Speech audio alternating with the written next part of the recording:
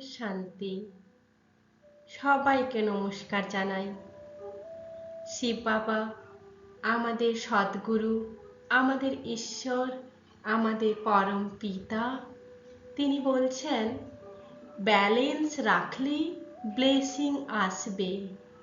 আমরা তো সবাই ব্লেসিংস চাই, তাই না? ব্লেসিংস কথার অর্থ আশীর্বাদ। সবাই আমরা আশীর্বাদ পেতে পছন্দ করি। আর এই ব্লেসিংস যে যত বেশি নিজের জীবনে জমা করে, তার পুণ্যের খাতা ততই বেশি বৃদ্ধি পায়। তাই ব্যবহারিকভাবে আমরা জেনে নেব আজকে শিব বাবার এই সিক্রেট, ব্যালেন্স রেখে কিভাবে ব্লেসিং প্রাপ্ত করা যায়। ব্যালেন্সের ধারণা কি বলুন তো? ব্যালেন্স বা সামঞ্জস্য বলতে কি বোঝায়? ব্যালেন্স হলো এমন একটি মানসিক আচরণগত অবস্থা যেখানে ব্যক্তি তার চিন্তা মানে থট, কথা, স্পিচ এবং কর্ম অ্যাকশন, এই তিনটির মধ্যে সঠিক সমন্বয় বজায় রাখে। মূল বৈশিষ্ট্য হিসাবে যদি আপনি দেখেন, তাহলে ত্রিমাত্রিক একটা সামঞ্জস্য, অর্থাৎ ত্রিভুজের তিনটে কোণে তিনটেকে বসান, চিন্তা, কথা এবং কর্ম, এর মধ্যে যে কনসিস্টেন্সি থাকবে, তিনটে ইকুয়ালি চলবে, অর্থাৎ ব্যক্তি যা ভাববে তাই বলে এবং তাই করে, এটাই হলো ব্যালেন্সের মূল ধারণা।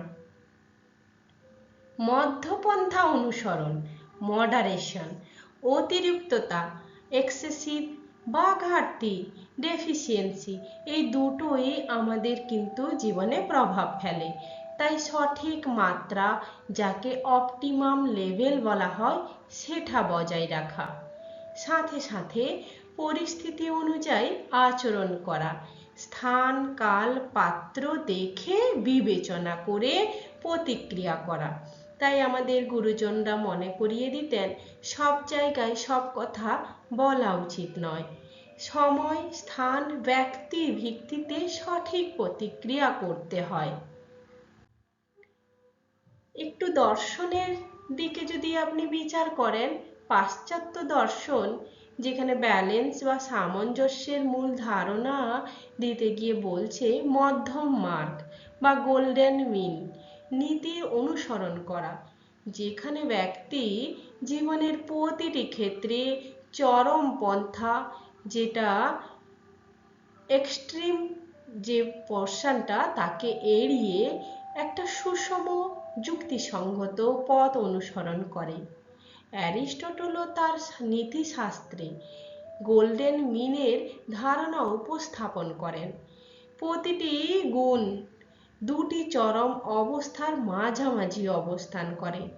উদাহরণ যদি আপনাকে দেওয়া যায়, অতিরিক্ত সাহস মানে বেপরোয়া, আবার সাহসের অভাব মানে হলো ভীরুতা, আর মাঝামাঝি যেটা প্রকৃত সাহস বলা হয় তাকেই কারেজ বলা হয়। পাশ্চাত্য দর্শনেও একথা স্বীকার করা হয়। গৌতম বুদ্ধ মিডিল পথ বা মধ্যম মার্গ এর কথা সেই বলেছিলেন। তার শিক্ষানীতিতে তিনি বলছেন, ভোগ বিলাসী বা কঠোর তপস্যা দুটোই কোনোটা মানুষের জীবনে সফলতা এনে দিতে পারে না বা জীবন যাপনের মুক্তির পথ দেখাতে পারে না। তাই দুটো চরম পন্থার মাঝের পথ, অর্থাৎ যেখানে আমরা খুব ভোগবিলাসীও নই, খুব কঠোর তপস্যার যুক্তও নই, এরকম মাঝখানে একটা পথ যদি আমরা সিলেকশন করি, তবেই সেটা হয় মধ্যম মার্গ। ভারতীয় দার্শনিক প্রেক্ষাপটেও উপনিষদ, গীতা শিক্ষাতেও এই সমতার কথা বলা হচ্ছে, যেখানে সুখ দুঃখ, লাভ ক্ষতি, জয় পরাজয়ের সমভাব বজায় রাখা দরকার। তাহলে সত্যিকারের জ্ঞান ও গুণ তখনই প্রকাশ পায় যখন ব্যক্তি চরম পন্থা ত্যাগ করে মধ্যপন্থা অনুসরণ করে। আধ্যাত্মিক দৃষ্টিতেও এর সুন্দর বর্ণনা আছে। আধ্যাত্মিক দৃষ্টিতে ব্যালেন্স বলতে বোঝায় আত্মার এমন এক অবস্থা যেখানে সে দেহ অভিমান, বডি কনসিয়াসনেস অতিক্রম করে নিজের আত্মস্বরূপ সোল কনসিয়াসনেসে স্থির থাকে এবং ঈশ্বরের স্মরণে প্রতিষ্ঠিত হয়। দেহ অভিমান ত্যাগ করা অর্থাৎ যখন ব্যক্তি নিজেকে কেবল দেহ, নাম, পরিচয়, সম্পর্কের সাথে সংযুক্ত করে তখন অহংকার, আসক্তি, অস্থিরতা, ভয় এগুলির সৃষ্টি হয়।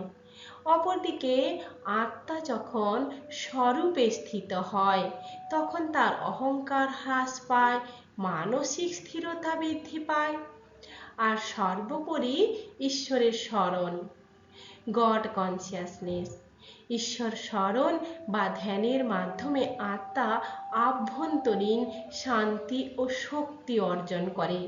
ফলে তার জীবন থেকে যত নেতিবাচক প্রবৃত্তি সেগুলি দূর হয়, সেগুলো থেকে সে মুক্ত হয়। স্থিরতা ও পবিত্রতা বাড়তে থাকে। এই অবস্থায় আত্মা মানসিকভাবে স্থির, স্টেবল কন্ডিশনে থাকে, নৈতিকভাবে পবিত্র হয়, পিওরিটি লাভ করে। এই দুটোই হলো একটি মানুষের জীবনে সুষম জীবন গড়ার ভিত্তি। তাই বাবা বলছেন এগুলো যখন তুমি করবে, ব্যালেন্সে আসবে, তুমি আশীর্বাদ প্রাপ্ত করবে। যখন ব্যক্তি আত্মিকভাবে শক্তিশালী ও পবিত্র হয় তখন তার চিন্তা, কথা ও কর্মে ইতিবাচক হয়ে ওঠে। অন্য থেকে সে স্বাভাবিকভাবে আশীর্বাদ লাভ করে। আত্মা যখন দেহ অভিমান ত্যাগ করে ঈশ্বর স্মরণে স্থির থাকে তখন তার মধ্যে স্থিরতা, পবিত্রতার জন্ম নেয় এবং এই অবস্থাই হলো আশীর্বাদ প্রাপ্তির মূল ভিত্তি। ব্যালেন্সড আত্মার বৈশিষ্ট্য কি? আপনি বলবেন আমি তো রোজ মেডিটেশন করি, আমি আমার জীবনকে ব্যালেন্সে রেখেছি। তাহলে কিছু বৈশিষ্ট্য আপনার মধ্যে প্রকাশ পাবে। সেই বৈশিষ্ট্যগুলো কি কি? যে আত্মা ব্যালেন্স বা সামঞ্জস্য বজায় রাখতে সক্ষম তার আচরণ ও মানসিকতায় বিশেষ কিছু ইতিবাচক বৈশিষ্ট্য লক্ষ্য করা যায়, যেমন আবেগ নিয়ন্ত্রণের ক্ষমতা, ইমোশনাল রেগুলেশন। দেখবেন যে আত্মা বা যে ব্যক্তি ব্যালেন্সড বা সামঞ্জস্য বজায় রাখে তাহলে সে তার আবেগকে নিয়ন্ত্রণ করতে পারবে। সে কখনো অতিরিক্ত রিয়াক্ট করে না, পরিস্থিতি বুঝে সঠিকভাবে রেসপন্ড করে।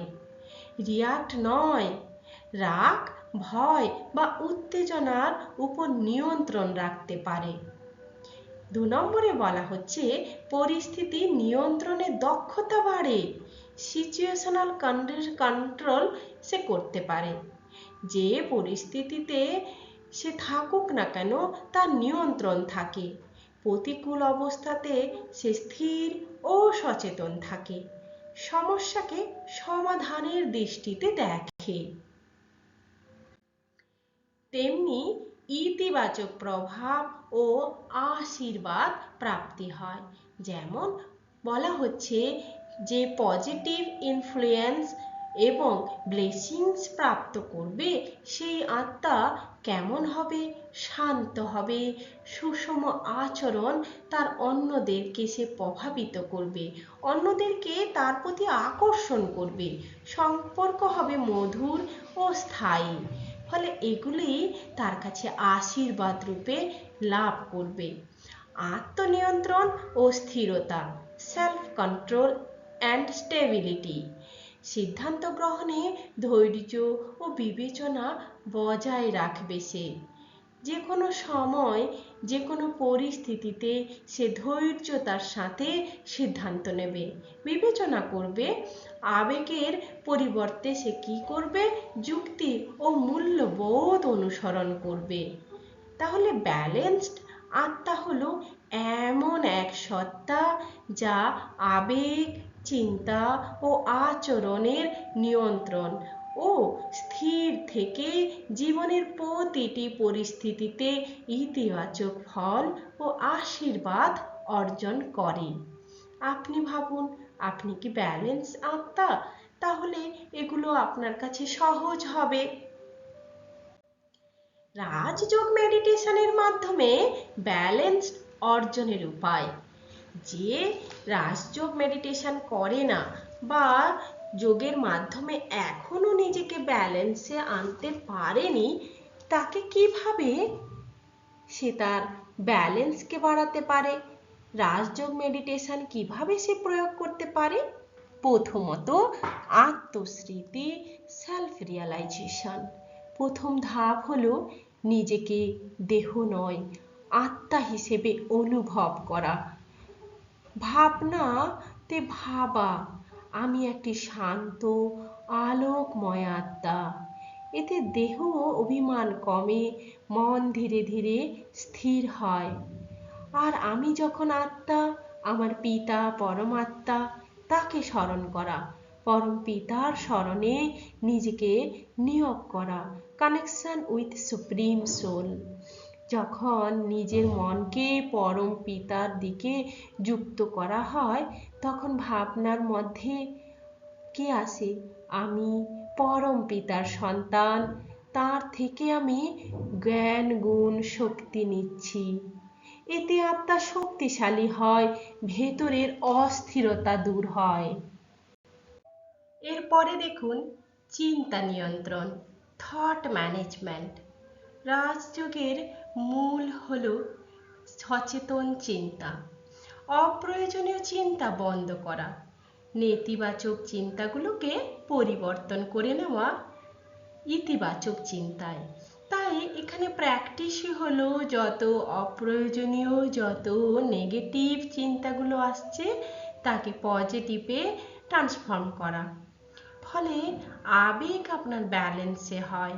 নিয়মিত যদি মেডিটেশন করেন, দেখবেন রাগ, ভয়, দুঃখ ধীরে ধীরে কমে যায় আর সহনশীলতা, ধৈর্য বাড়তে থাকে। তখন ব্যক্তি আর রিয়াক্ট করে না, প্রয়োজনে সে শুধু রেসপন্ডই করতে থাকে। অন্তরে শান্তি অনুভব হয়, এক্সপিরিয়েন্স অফ ইনার পিস। প্রতিদিন কিছু সময় নীরবে বসুন, শান্তির অনুভূতি গ্রহণ করুন। বলুন, আমি শান্তি, আমি স্থির, আমার মধ্যে শান্তি আছে, স্থিরতা আছে। এতে দেখবেন আপনার স্ট্রেস বা টেনশন কিভাবে কমে যাচ্ছে, মন ও আবেগ ব্যালেন্সে আসে। এইভাবে দৈনন্দিন জীবনে আপনি রাজযোগ মেডিটেশন প্রয়োগ করে প্রতিটি কাজে সচেতনতা আনতে পারেন। তেমনি পরিস্থিতিতে শান্ত থেকে প্রতিক্রিয়া এবং আপনি নিজের জীবনকে সুন্দর করে গড়ে তুলতে পারেন।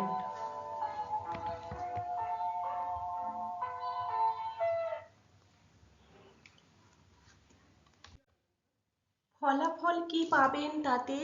না, রাজযোগে নিয়মিত অভ্যেসের ফলে মানসিক স্থিরতা বৃদ্ধি পায়, আবেগ যেমন নিয়ন্ত্রিত হয়, তেমনি আপনি সিদ্ধান্ত বা ডিসিশন নিতে পারেন খুব সহজেই।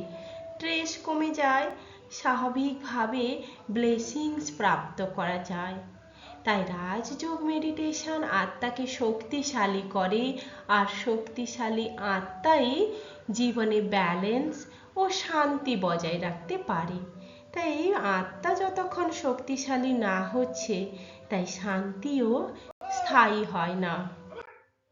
কিভাবে স্বাভাবিকভাবে ব্লেসিংস পাওয়া যায়? এর জন্য নিজেকে ব্যালেন্সে রাখা, ইনার ব্যালেন্স। যখন তুমি শান্ত, স্থির, পজিটিভ মাইন্ডে থাকবে, তখন তোমার ভেতরে যে এনার্জি অর্থাৎ ভাইব্রেশন কাজ করবে, তার সাথে তোমার মনের এক সুখের অনুভূতি হবে। মানুষ তোমার সাথে ভালোভাবে থাকবে, ভালো অনুভব করবে, আর ফলে সে আপনাকে যে ভাইব্রেশন, শুদ্ধ ভাইব্রেশন দেবে, সেটাই হলো ব্লেসিংস। চিন্তা, কথা, কর্মে পবিত্রতা, purity in thoughts, words and action. আমরা যদি ভালো চিন্তা করি, মধুর কথা বলি, নিঃস্বার্থভাবে কাজ করি, সহযোগিতা করি, তাহলে আমরা স্বাভাবিকভাবেই তো ব্লেসিংস প্রাপ্ত করব, তাই না? প্রত্যাশা কমে যাবে, দেওয়ার মানসিকতা বাড়বে। ব্লেসিং তখনই আসে যখন আমরা নিঃস্বার্থভাবে দান করি। আমরা যত চাই চাই বলবো, কখনোই ব্লেসিংস আসবে না। আশীর্বাদ পেতে হলে আমাদেরকে দিতে হবে। রেসপেক্ট, হেল্প, গুড উইশেস, এগুলো আগে দেওয়া দরকার, তবেই না আমরা বহু গুণে তা ফেরত পাবো। তাই রিয়াক্ট না করে রেসপন্স মোডে সবসময় নিজেকে রাখা। কেউ খারাপ বলছে, বলতে দিন, কোনো রিয়াক্ট করবেন না। শান্তভাবে থেকে সঠিকভাবে রেসপন্ড করুন। কারণ আপনি, আমরা শক্তিশালী আত্মা, আমরা পরিবর্তন করছি। আমাদের পরিবর্তনের দ্বারাই বিশ্ব পরিবর্তন হবে, আর তার থেকেই আমাদের কাছে ব্লেসিংস আসবে। তাই রাজযোগের শক্তিকে ইউজ করুন। প্রতিদিন কিছু সময় ভালো চিন্তা করে আপনার মন এবং আত্মাকে শক্তিশালী করুন।